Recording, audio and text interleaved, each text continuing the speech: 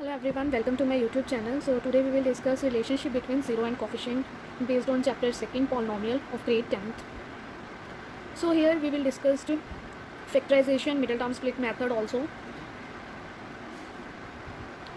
So question number x square plus 2x plus 1. So this is a quadratic equation. General form of quadratic equation is a x square plus b x plus c is equals to 0. तो step by step हम इस process को करेंगे. Firstly हम देखो करेंगे middle term split method. Middle term split method के लिए आपको क्या करना है, कंपेयर करेंगे हम कोफिशिएंट को जो आपके पास क्वाड्रेटिक इक्वेशन गिवन है और जो जनरल फॉर्म है उन दोनों को कंपेयर करके हम कोफिशिएंट की वैल्यू फाइंड आउट करेंगे. So coefficient of x square is here 1, that means value of a is 1. Coefficient of x is 2, that means value of b is 2, and c is constant, so constant value is 1, that means c is equals to 1.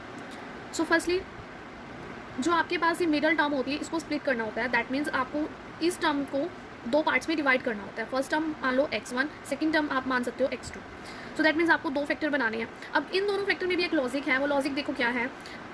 जब आप इन दोनों इन दो elements को find out करोगे x1 x2 को, तो जो उनकी प्रोडक्ट है that means x1 into x2 आपके पास क्या आनी चाहिए, प्रोडक्ट आनी चाहिए a और c की, a इंटू सी. और इनकी जो एडिशन है वो एडिशन और सब्सट्रैक्शन, एडिशन एंड सब्सट्रैक्शन आपके पास क्या आनी चाहिए, b. क्लियर. देखो कैसे करेंगे हम स्टेप फर्स्ट में.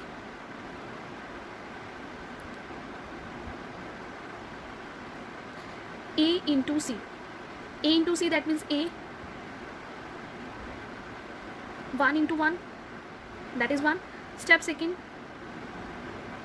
एलसीएम. अब एलसीएम क्या होगा, 1 का 1 ही होगा. एलसीएम स्टेप होगा एलसीएम ऑफ या prime factorization method of 1 that is 1. Step third. अब यहाँ पे इक्वेशन आपके पास क्या गिवन है, एक्स स्क्वायर प्लस, अब जो आपके पास एलसीएम में फैक्टर्स बने हैं वो 1 है. अब आपके पास प्रोडक्ट क्या आनी चाहिए, 1 आनी चाहिए. जो दो फैक्टर हमें यहाँ चाहिए दैट मीन्स दो एलिमेंट हमें चाहिए यहाँ पे, वो आपके पास क्या होनी चाहिए, उनकी प्रोडक्ट आपके पास a इंटू सी की प्रोडक्ट है और एडिशन आपके पास 2 b है. b की वैल्यू क्या है आपके पास 2 और इनकी प्रोडक्ट क्या है आपके पास 1. क्लियर. दैट मीन्स हम यहाँ पे क्या लेंगे, x प्लस एक्स. क्यों लेंगे हम x plus x, 1x and 1x. Addition करेंगे 1x प्लस 1x, क्या बनेंगे आपके पास 2x और यहाँ पे आपके पास क्या है 2x. क्लियर. प्रोडक्ट करेंगे 1x into 1x that means आपके पास क्या बनेगी, एक्स स्क्वायर 1x स्क्वायर. और जब a और c की हम प्रोडक्ट करें तो हम सिर्फ क्या लेते हैं, कोफिशिएंट लेते हैं. Coefficient of x is 2 that means हमारे पास ये आंसर भी आ गया. And coefficient of x square is 1 that means हमारे पास ये आंसर भी आ गया. क्लियर. देन यहाँ पे आपके पास एज इट इज़ 1. अब इसका मतलब देखो क्या है, आपको क्या करना है, जस्ट जो ये टर्म है एज इट इज़ और जो लास्ट कॉन्स्टेंट टर्म है वो भी एज इट इज़, स्प्लिट करने किसको, सिर्फ इस टर्म को यानी कि bx को. सो bx को हमने 2 पार्ट्स में डिवाइड कर दिया. First is x and second is also x. That means आपके पास क्या होता है, x square plus x. This is. अब इनमें से जो आपके पास कॉमन चीज़ है वो आप आउटसाइड ले सकते हो. x इंटू एक्स एक्सपेंड करके लिख देते हैं फर्स्टली हम इसको. सो यहाँ पे भी आपके पास क्या है, same x square x into one x into one and 1 into 1. Same process रहेगा बिकॉज आप 1 की प्रोडक्ट 1 से करोगे देन आंसर भी 1 आएगा. x की प्रोडक्ट 1 से करोगे x आएगा, x की प्रोडक्ट 1 से करोगे x आएगा एंड x की प्रोडक्ट x से करोगे तो आपके पास क्या आएगा, x स्क्वायर. सो यहाँ से जो आपके पास कॉमन चीज़ है वो हम बाहर ले लेते हैं ब्रैकेट से. x आपके पास क्या बचा यहाँ, x प्लस और यहाँ पे आपके पास क्या बचा 1.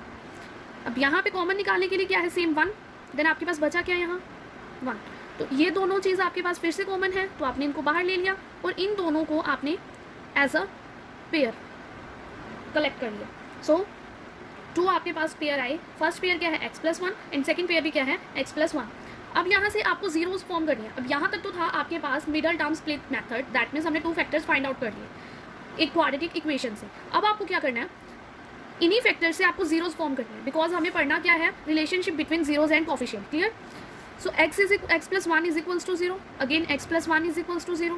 This one and this one. So here plus 1 is taking from left hand side to right hand side. So sign will be changed. Plus 1 changes into minus 1. Similarly plus 1 changes into minus 1.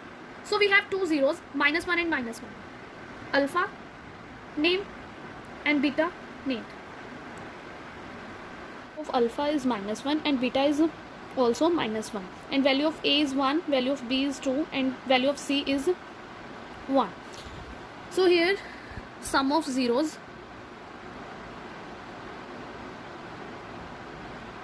and product of zeros. We have to find relationship between zeros and coefficient. तो उसके लिए हमें sum of zeros and product of zeros find out करना पड़ता है. तो देखो आपके पास सम ऑफ जीरोज़ का फॉर्मूला क्या होता है, alpha plus beta is equals to -b upon a, and product of zeros का फॉर्मूला आपके पास होता है alpha into beta is equals to c upon a. So here alpha is -1 plus beta is also -1 and -b, that means value of b is 2, then -2 upon value of a is 1. So here -1 plus minus -1 and -2. So minus minus आपके पास क्या होता है plus, इन sign आपके पास always क्या रहता है minus का. So left hand side is equals to right hand side. Sum of zeros में आपको यही प्रूव करना होता है और प्रोडक्ट ऑफ जीरोज़ में भी कि लेफ्ट हैंड साइड आपके पास किसके इक्वल होंगी, राइट हैंड साइड के. सिमिलरली प्रोडक्ट ऑफ जीरोज़ में आपके पास क्या होगा, alpha, value of alpha is -1 and product -1, and value of C is 1 and A is also 1. So अगर आपके पास दो नेगेटिव नंबर की प्रोडक्ट होती है तो उनका आंसर ऑलवेज क्या आता है, पॉजिटिव आता है. That means -1 into -1 +1 and here is also 1. So left hand side is equals to right hand side. So this is the relationship between zeros and coefficient. Firstly क्या करते हैं, हम इक्वालिटी की इक्वेशन को कंपेयर करते हैं जनरल फॉर्म के साथ.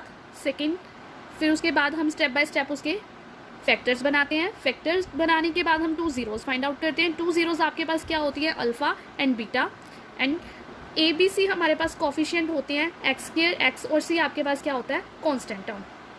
सो ये वैल्यूज़ आपकी यूज़ होती हैं sum of zeros and product of zeros को फाइंड आउट करने के लिए. सम ऑफ जीरोज़ का फॉर्मूला अगेन रिपीट कर रही हूँ, alpha plus beta is equals to -b upon a, and product of zeros alpha into beta C upon a. So यहाँ जितनी भी हमने वैल्यू कैलकुलेट की होती है वो हम सभी पुट करते हैं. अल्फा की वैल्यू -1 एंड बीटा की value also -1, -b upon A, that means value of b and value of a.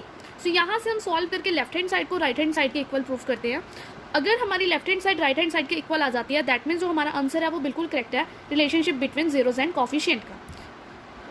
सो आज एक बेसिक टॉपिक था chapter 2 based on exercise 2.2 relationship between zeros and coefficient. In our next video we will discuss the questions of our exercise. So thanks for watching.